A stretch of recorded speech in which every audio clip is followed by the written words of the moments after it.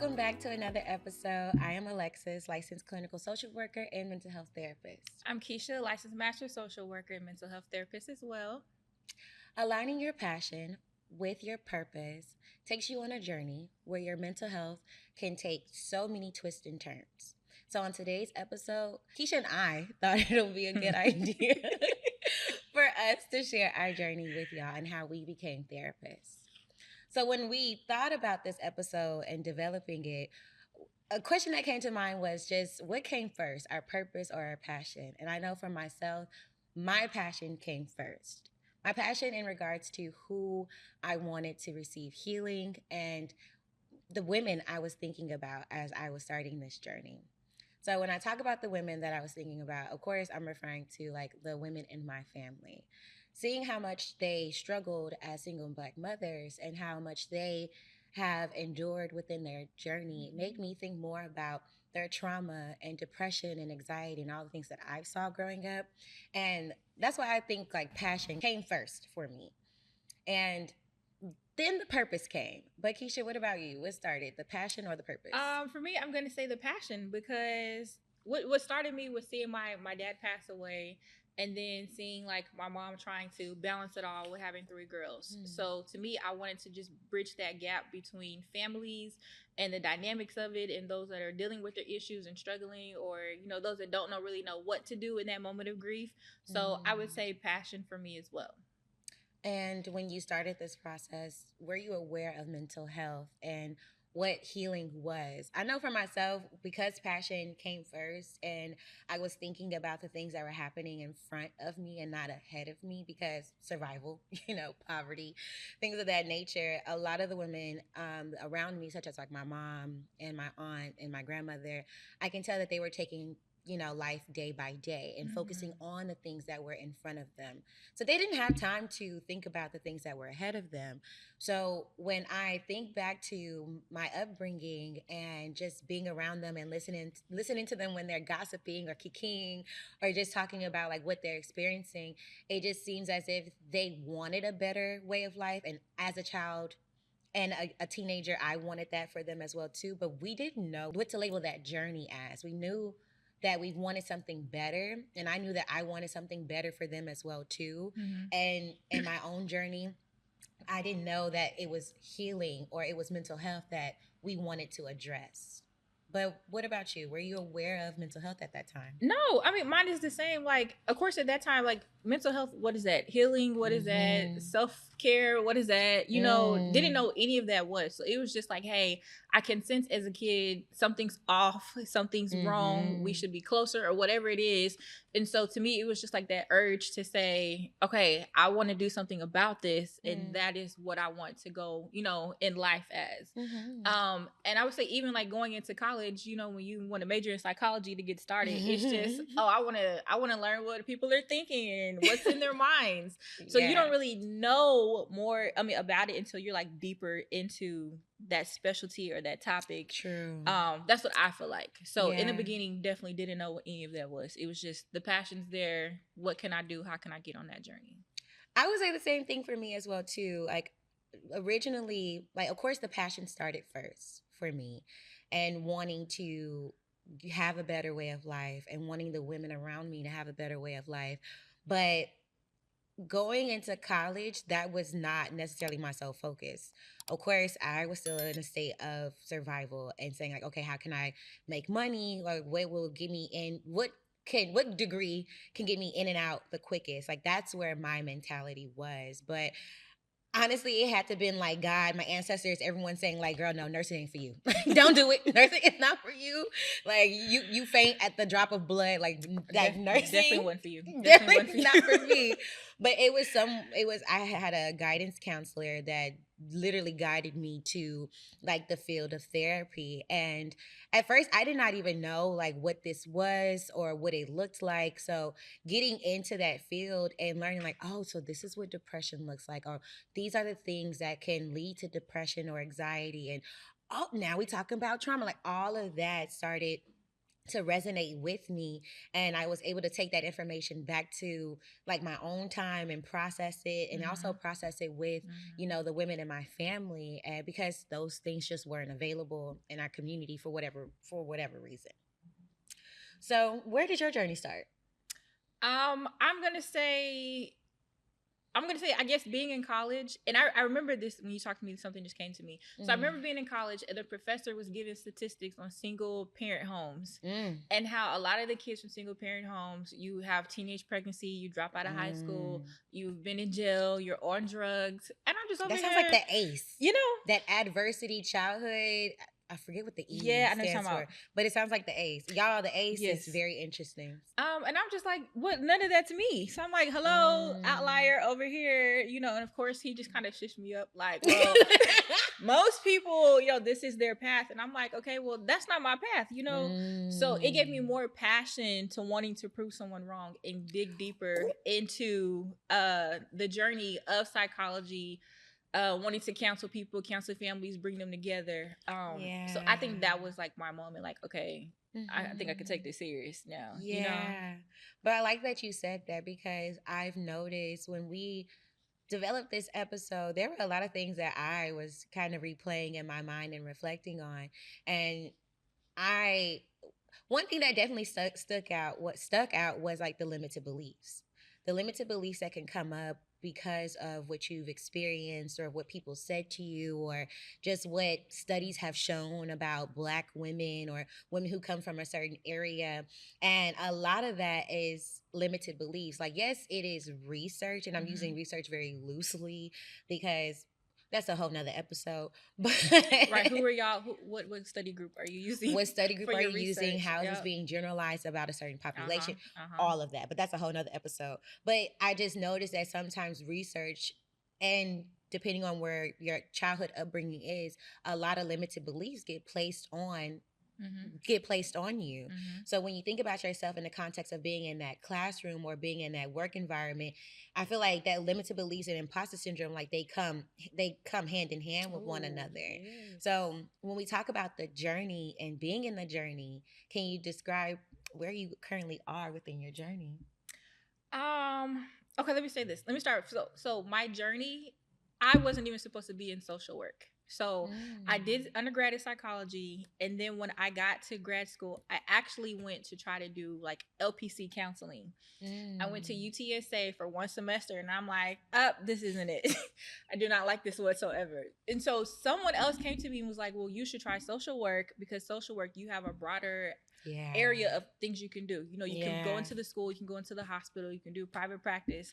And so I'm like, social work, what's that? And so I looked into it, applied to a couple of programs, got denied for like 3, and then finally got into UT Arlington. So that's how I got into social work.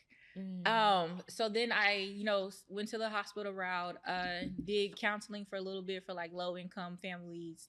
And now currently trying to get, licensed to be a clinical social worker, like Miss Alexis.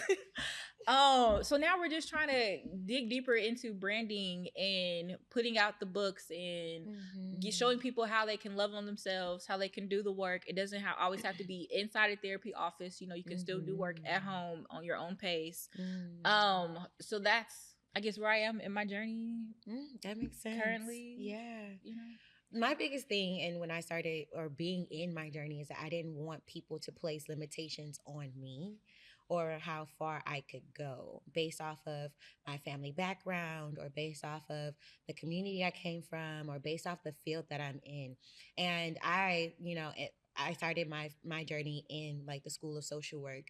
And I do agree, like it's a very broad and almost vague type of major to be in, because it is what you make it.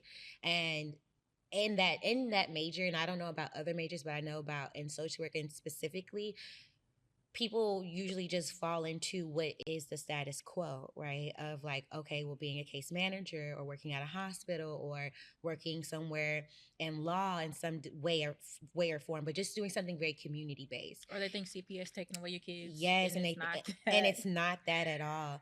And I just wanted something more for myself. And y'all, like when I tell y'all, I know my professors were probably thinking that I was like crazy back then, but I would literally be in the classroom, like arguing with them and attesting that I will not be making less than six figures in this field because that is a huge, in my opinion, a huge misconception about social work and about therapy and just being in like the health field is that you're only going to make a certain amount Yep. of money Yep. or that you're only going to go so far based off of your talents and your degree. And that to me is a limited belief. I don't believe that.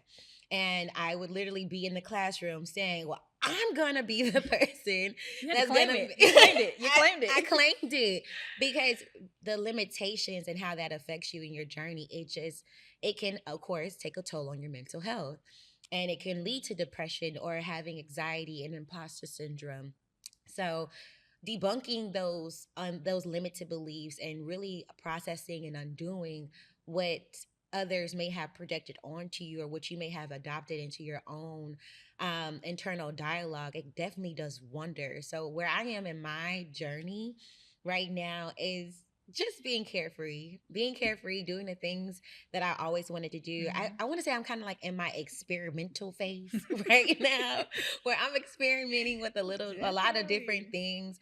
And like, I want my personality to come forward and whatever I do and stuff. So, and I had this little quote that I would say to myself. I'm like, I want to be the Beyonce of social work. Like, Okay, Beyonce.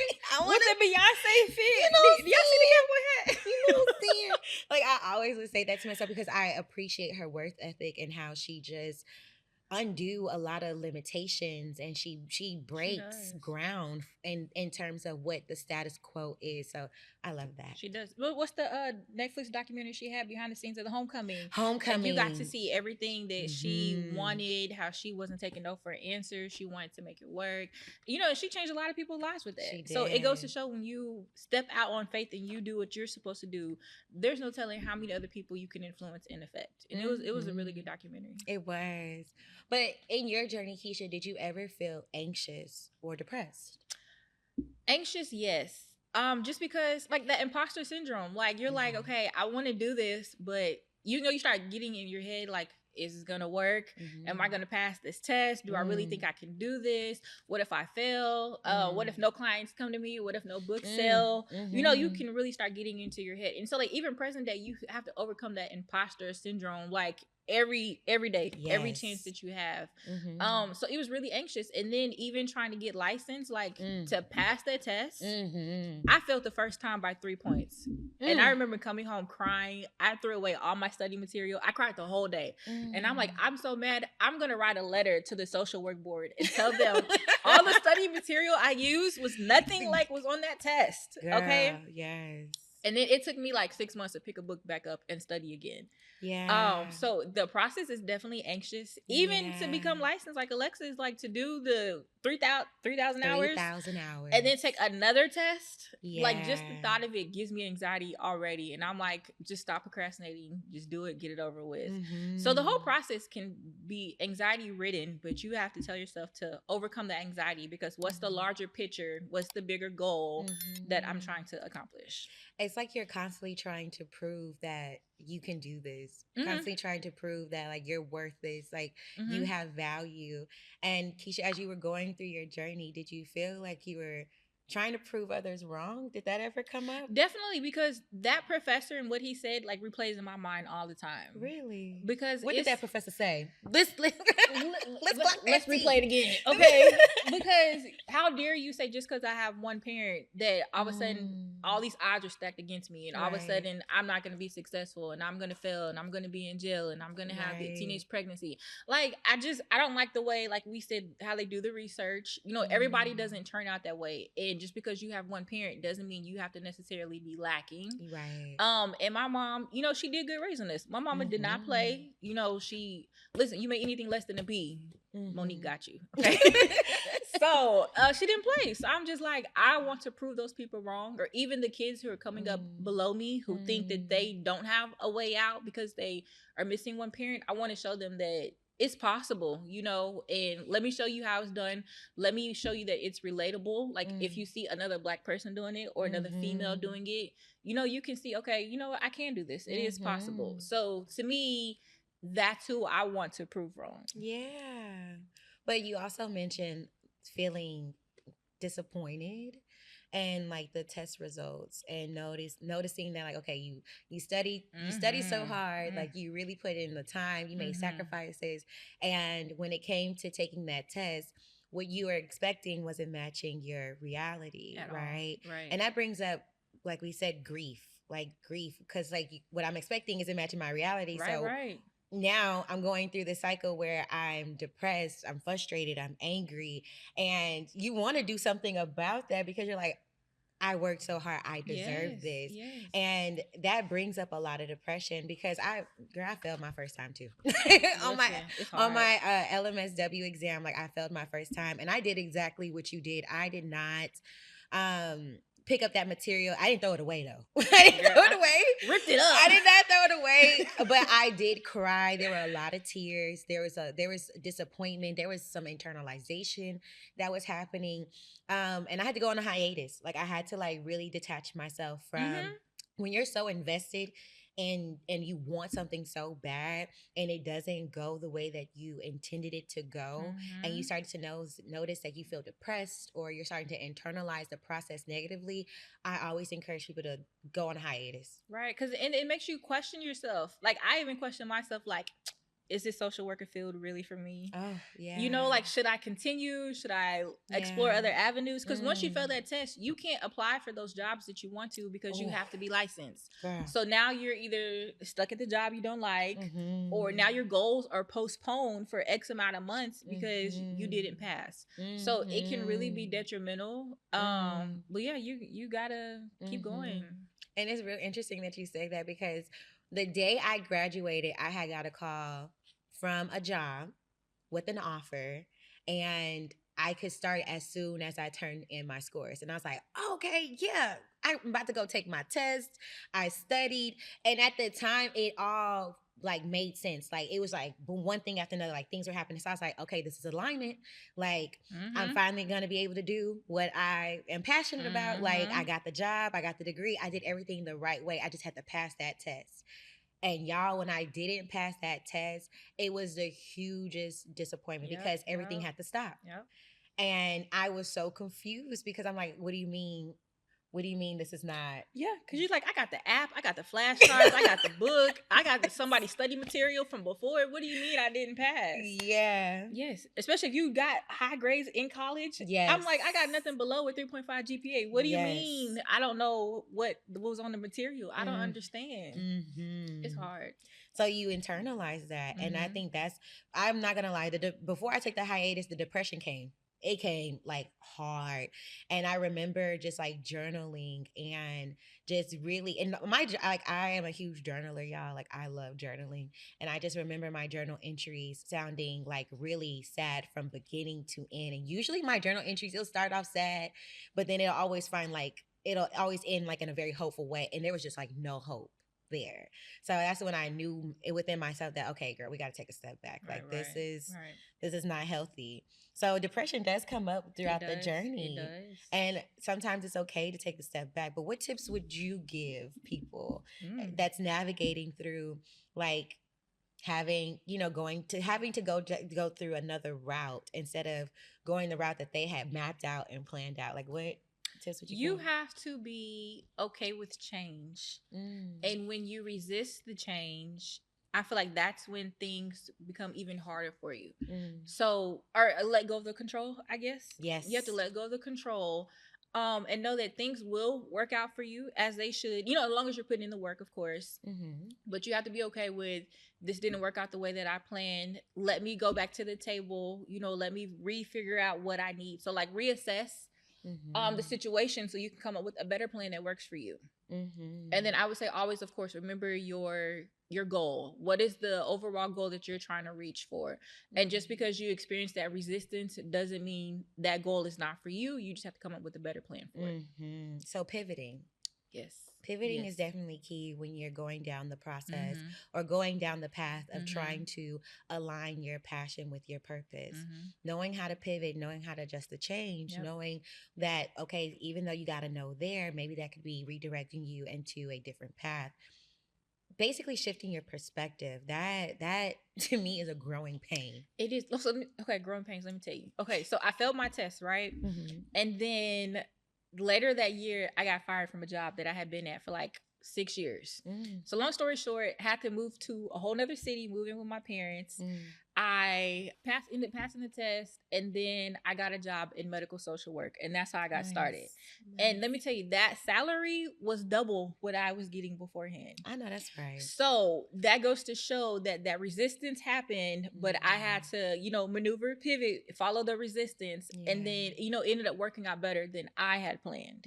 So if we start talking about faith, God has a plan for you sometimes that you don't understand. It's a growing pain that you're going to go through, you're going to grow through. But in the end, it will work out. It will. And finding hope again is key. And sometimes the thing that you're so focused on, it's okay to shift your focus on other things that do give you hope and that are nourishing and bring you joy. Shifting your perspective. And one thing I've learned about being in this field is that it's okay to modify your expectations just so you can find the wins. That was a good one. Thank you. That was a good one, girl. I've been learning in this journey, Baby, that's y'all. gems right I've there. been learning in this journey. Okay, it hasn't been easy. It hasn't. But when you think about how you started the journey, what's the goal? Listen, the goal is to be the best version of me that I can be. I know that's right. Okay. The goal is to be successful. The goal is to make myself proud. The goal is to do something that I've never done. The goal is to not die with regrets. Oh, that's good. I don't want to live in the what ifs. I want to say I tried it, whether it worked or it didn't, but at least I gave it my effort and I tried. I went down this route. That's the goal. I like that. The goals, it sounds like you have short-term, long-term, and the overarching goal. Yeah, girl, I'm trying to be like, Oprah, you get one, you get one, you get one. Break those goals up. Okay. Yeah. Yes. I would have to say for my goal, the goal that I have for myself is expanding. Like right now I am in private practice. I'm enjoying it. I'm loving it. And I want to be able to pay it forward one day. Like one day I want to be able to lift up other therapists or other people and letting them know like, okay, like you are needed in this field of mental health. And I definitely want to create a space for other up and coming social workers and therapists who are looking to grow in this field, right? And to add a new perspective in this field as well too. And I think as well as like with this podcast, I'm looking forward to this growing. Like I love that we're doing this together now. Like we got a huge announcement for y'all. So recently, since our last 2 episodes, me and Kisha have like talked a lot about our vision and our ideas, and it just makes sense and it just flows so well with one another. So we decided that we want to go through a whole rebrand. So the podcast will be rebranding and we'll be coming out with more content, more episodes with her and I. And do you want to share what the new podcast name is? So the name is going to be Committed to Me. Yes. Isn't that a good name, y'all? Okay. You gotta be committed to yourself every step of the way. So Committed to Me will still have like the same vision, the same goal. We'll be still covering like the same mental health content, but this time around we're talking about it in a way in which we're talking about identity, mental health, and all things related to life. So you can catch us here just giving different perspectives about healing and healing journeys. Anything else you want to add? So I'm going to leave you guys with a little blurb, I guess we'll say. So I'm going to leave you with a blurb, and then we're going to leave you with a reflective question to ask yourself. And then our goal is to have you comment on that answer. Give us the answer. We want to have engagement. We want to involve our followers and everything. So our first one is going to be, so this is our blurb. I will let go of my dysfunctional ways of living and thinking. I will work to become more aware of the pain I bring upon myself. It's time I let go of these old ways of thinking. I accept newness into my life. I release the pain I've been carrying around. I'm here to be present and be the best that I can be. I will no longer sabotage myself, my goals, and my relationships with others. I will be more aware of the consequences of my choices, habits, and thoughts. So, our question is, take some time to think about the self generated pain, which is pain that you've brought upon yourself, whether it's like reliving those bad memories, you're doubting yourself, you've stopped working on something, things like that. So, take some time, think about the self generated pain or drama that you've caused yourself. What does that look like? How can you identify that? That way we can bring awareness to it. And then, like last episode, if you name it, you're able to work on it and process it. Okay. So, as Kisha said, don't forget to like, comment, and subscribe on today's episode. Yeah. And we hope that you all are engaging in the reflect the question that Kisha has proposed. And of course, you can always find us here every other weekend at the Committed to Me podcast. Hey. And we'll see y'all next time. Bye. Bye.